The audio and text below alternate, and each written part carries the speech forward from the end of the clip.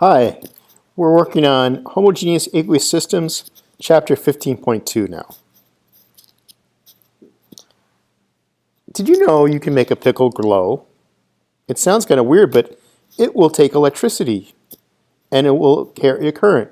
Just like in this picture with two forks, you'll see a glowing pickle. Maybe we should try that. Okay, solutions. We're going to be talking about solutions. So what type of substances form solutions, okay? And the solutions we're going to talk about are solutions that use water to dissolve them, okay? The substances that are dissolved in them. So you already know about, right, in that little AQ when we were doing our balanced equation. So an aqueous solution is water that contains dissolved substances. In fact, if you get some water from the tap right now, it is actually a solution. It's not pure water. It has different electrolytes in it. Electrolytes, interesting term. We're going to come back to that in a moment. Okay, a solution has two parts. It has the solvent part. Okay, so most of the time, that in this case, it's going to be water.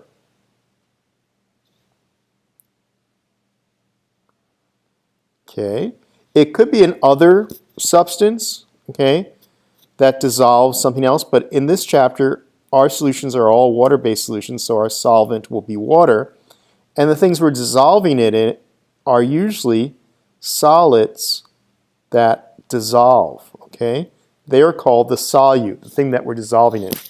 So if I took sodium chloride and made salt water out of it, I would have sodium chloride as my solute, and water would be my solvent. Okay, a solvent dissolves the solute. Okay, what happens to the solute? It becomes dispersed, which means spread about the solvent. Okay, it gets dispersed so that we can't see it any longer usually. Okay, so it gets broken down to its molecular size, and now it's really surrounded by the solvent, so that technically it's part of the liquid phase. It's kind of a hard thing to understand, but it becomes dispersed in the liquid phase in the case of water solutions. Okay, now solvents and solutes do not have to be liquids. Okay, for instance, the air that you are breathing is actually a solution of gases. The main gas in this case is nitrogen, so that could be thought of as your solvent, and all the other gases could be dissolved in it. That could be your solute. Okay, you could have a liquid and a solid, which we're most familiar with. You could also have two liquids. Alcohol and water form a liquid solution. Solids also form solutions, and they get a special name. Some of them. Solids of metals are called alloys, A-L-L-Y-S. And steel that builds buildings is an alloy. Okay, so solutions are homogeneous. We've learned that word before. They're the same throughout. So they're a mixture, but they're a homogeneous mixture. The solutes could be atoms, ions, or molecules. If you filter the solution, both the solute and solvent pass. Okay, if it was something else, like a suspension, like muddy river water, you would get the mud to form on the filter paper. Okay, the things that readily dissolve in water are ionic and polar covalent compounds. We're going to learn a term to help us remember this, like dissolves like.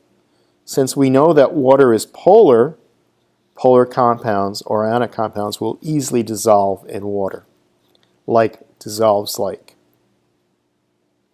Okay, nonpolar compounds, such as methane gas, or those things in oil, grease, and gas lining, do not dissolve in water. You need something else. That's why a lot of times if you get oil on your clothes, it won't come out in the wash as easily. but they will dissolve in gasoline or turpentine. Again, like dissolves like. Nonpolar compounds will dissolve nonpolar compounds. Okay, so the water molecule is polar. Remember we had the little delta negative charge on the oxygen and the delta positive for the hydrogen. Okay, when we take an ionic compounds, the individual ions break away from the crystal. The crystal dissolves, and so we have a negatively and positively charged ions that get surrounded by the solvent molecules. This is called solvation, not salvation, solvation.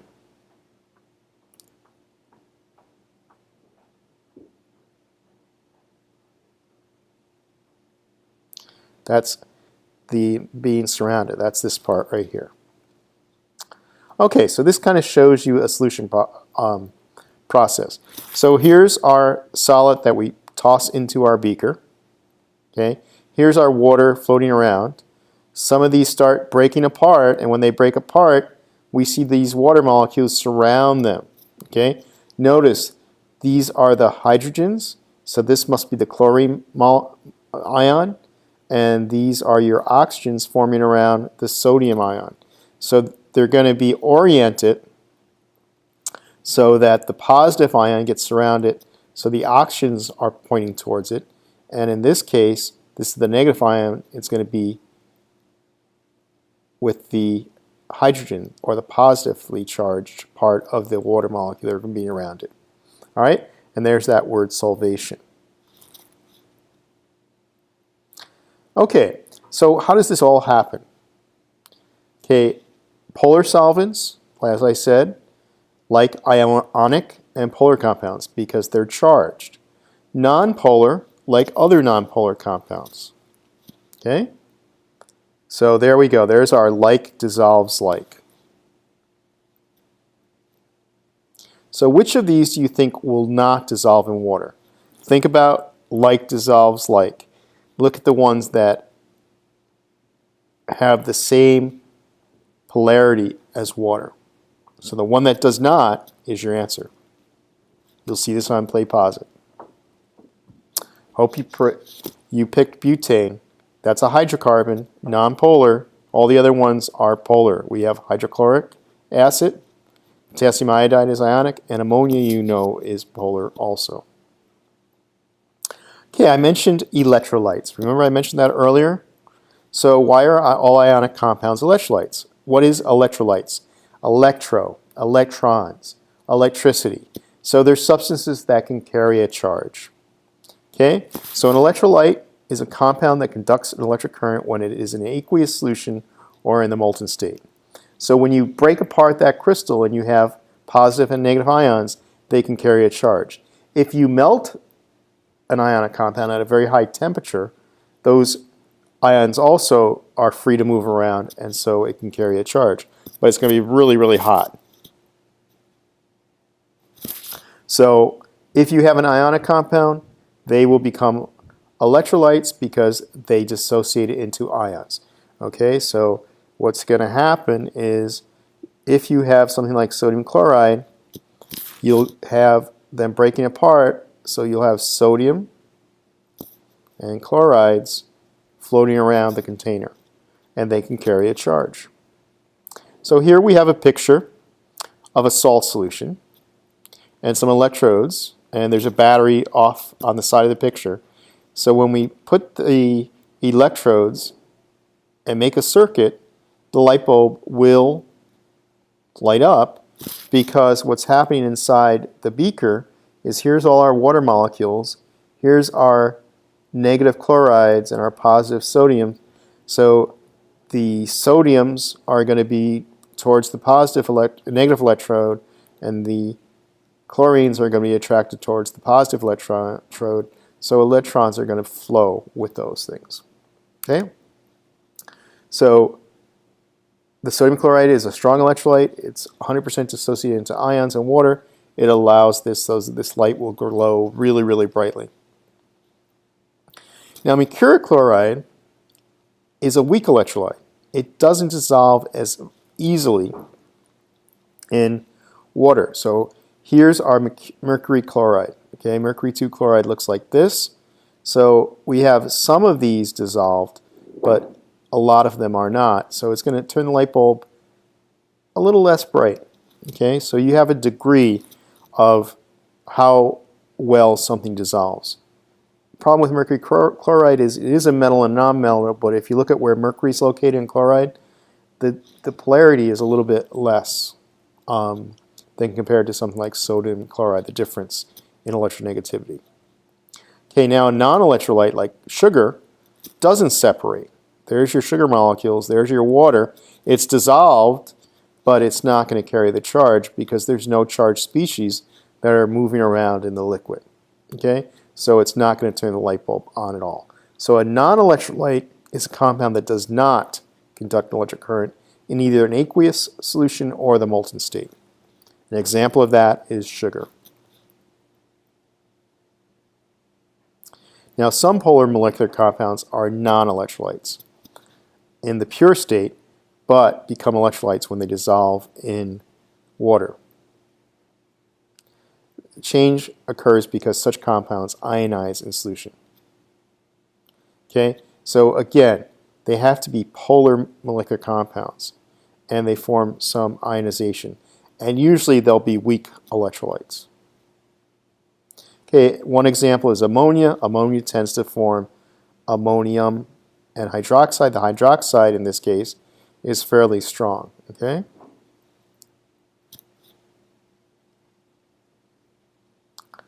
Okay, in a solution that contains a strong electrolyte, all or nearly all of the solute exists as ions.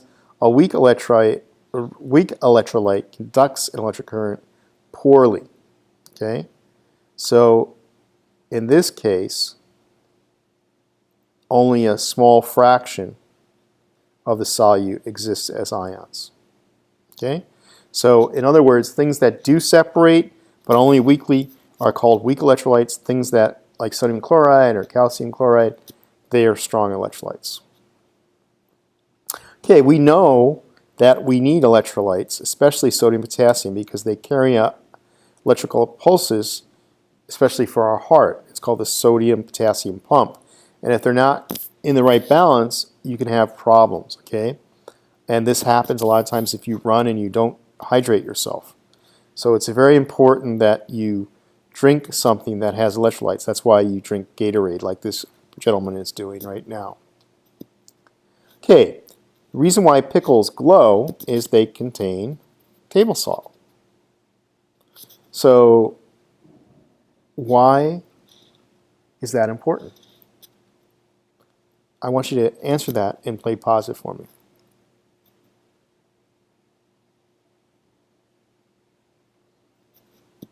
Okay, we know that table salt is an electrolyte, and if they are dissolved, they can form electric current. Pickles are basically in solution in your pickle jar, goes into the cucumber, and all that salt brined water is in the pickle now, and it can carry the charge, so it conducts electric current, and it causes the pickle to glow. Okay, I'm going to let you talk about this too. All right, let's see how you did. Okay, we know the water in a swimming pool has chlorine in it, which is usually not Cl2, but is actually a salt of chlorine.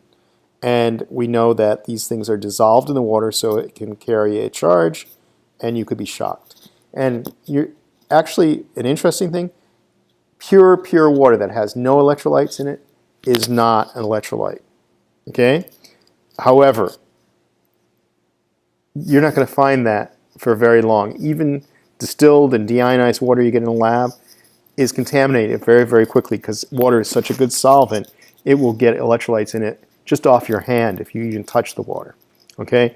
So don't think that if you made a swimming pool with pure water that you won't get shocked, because it will turn into something that has electrolytes very quickly.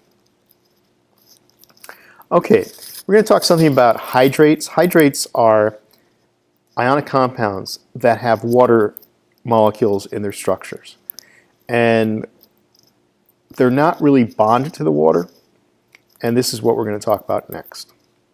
Okay, the water, when we form a crystal of something, it gets trapped into the crystal, and this is called the water of hydration. And a compound that contains water of hydration is called a hydrate. Okay?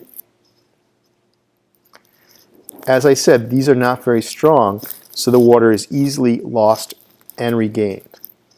A substance that does not have this water is called anhydrous, meaning without hydrogen, but it basically means, we use it to mean without water, no water, okay?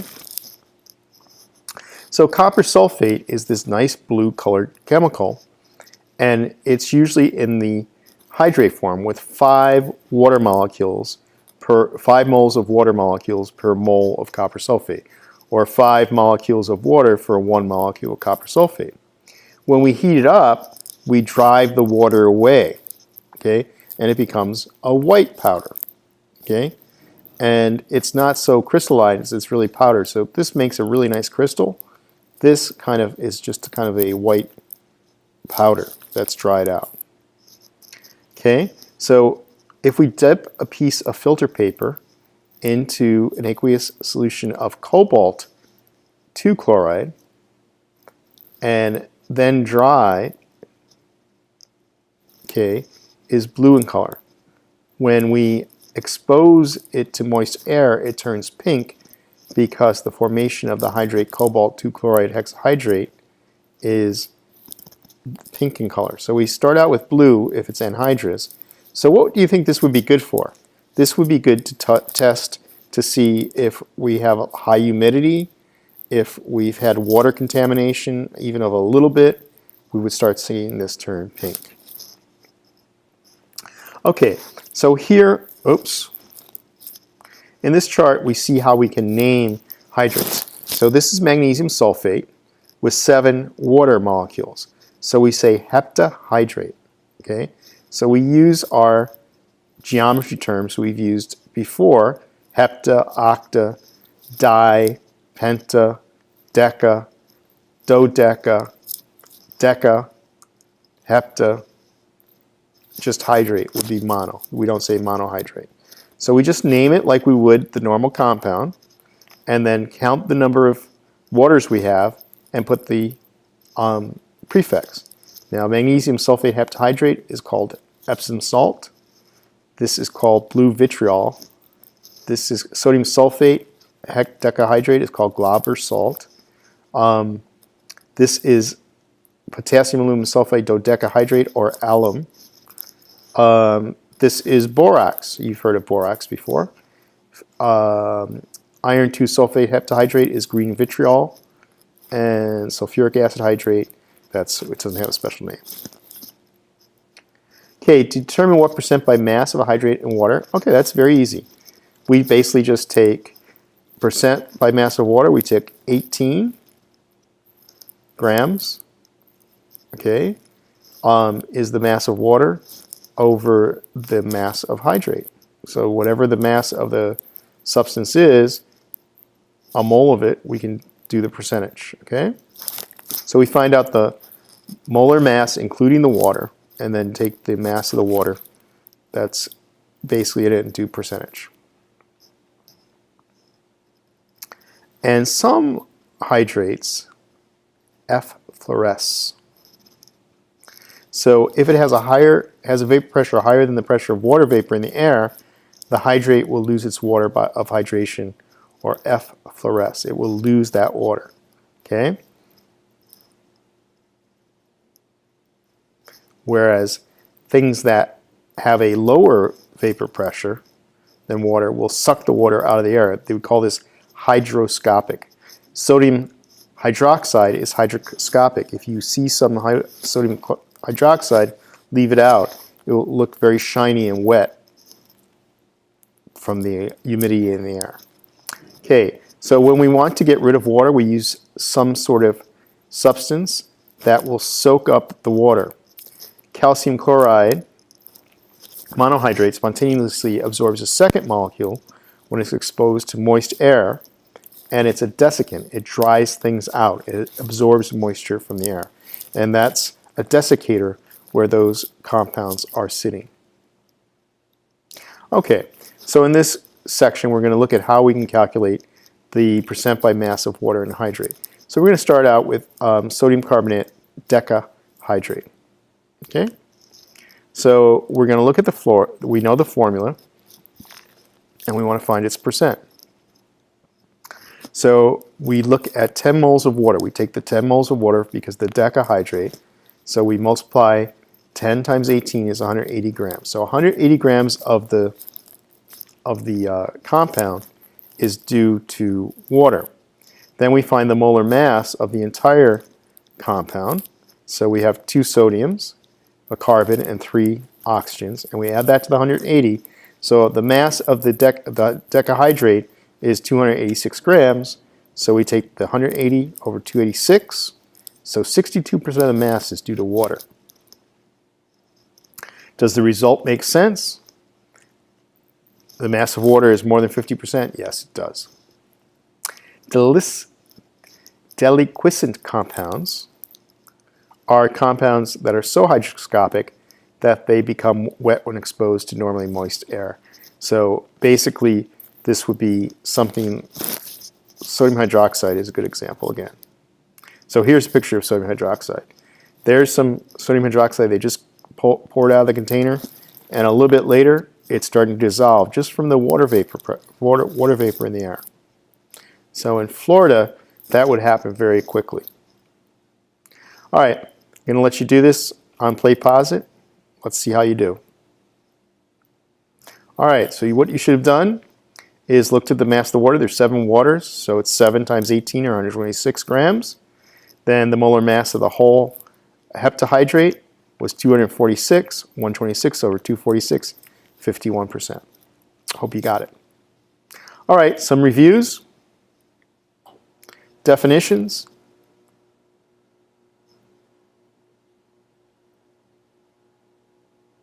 and the big idea, bonding and interactions. Ionic compounds and polar covalent compounds dissolve most readily in water to form aqueous solutions. Ionic compounds dissolve in water when the polar water molecules attract the ions of the solute, causing the individual solute ions to break away from the ionic crystal. And that's the end of the second slideshow.